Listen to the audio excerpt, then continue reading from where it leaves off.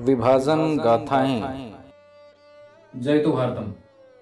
विभाजन गाथाएं में आपका स्वागत है और मैं दिनेश शर्मा आज आपके सामने दर्जन भर लोग, तबाही की स्क्रिप्ट, एक्सरे का रहस्य, बीते लम्हों का दर्द, सेना का बंटवारा, इस तरह से हिंदू और मुस्लिम सैनिकों को अलग अलग बांट दिया गया। और बड़ी बात रही कि पाकिस्तान ने तो हिंदू और सिख सैनिकों को लेने से मना ही कर दिया था।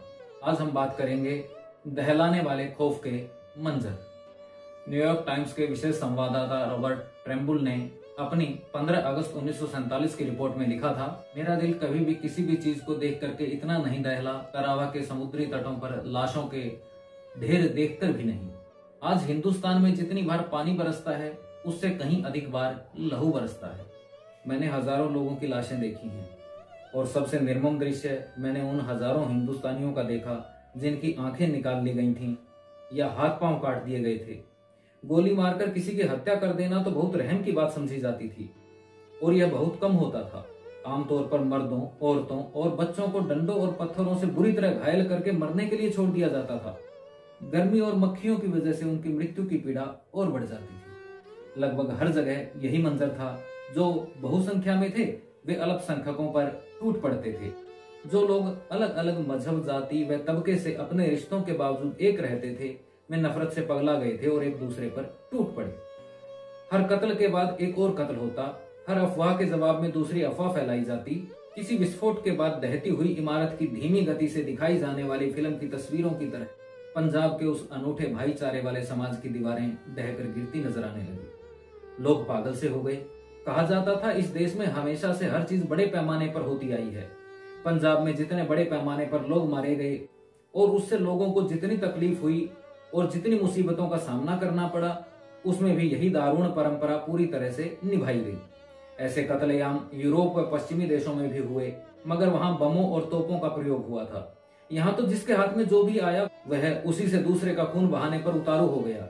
उस समय वे नेता भी हतप्रभ रह गए जिन्होंने जोश जोश में लोगों की भावनाओं को भड़काया था। वे भी इस हैवानियत को रोकने में लगे थे, मगर आग तो लग चुकी थी। अब उस पर काबू पाना नामुमकिन था।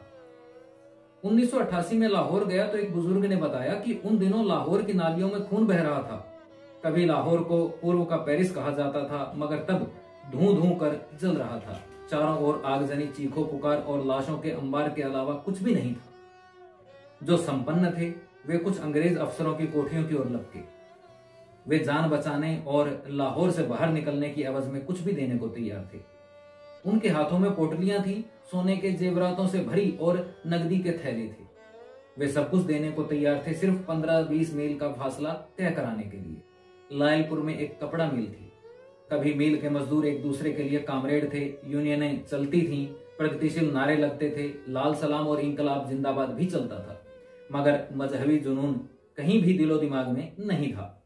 मगर दंगों की खबरें पहुंचते ही वहां भी एक मजहब के मजदूरों ने दूसरे धर्म के मजदूरों को चुन चुन कर कत्ल किया। गोरखा रेजिमेंट के एक कैप्टन R.E. एटकिंस के अनुसार इस खौफनाक मंजर ने मुझे बुरी तरह से हिला के रख दिया था। मेरा हेडक्वार्टर ब्रागांजा होटल में था।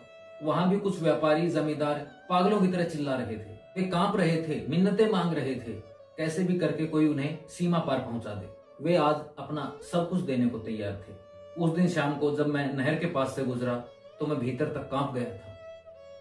नहर के पानी का रंग लाल हो चुका था।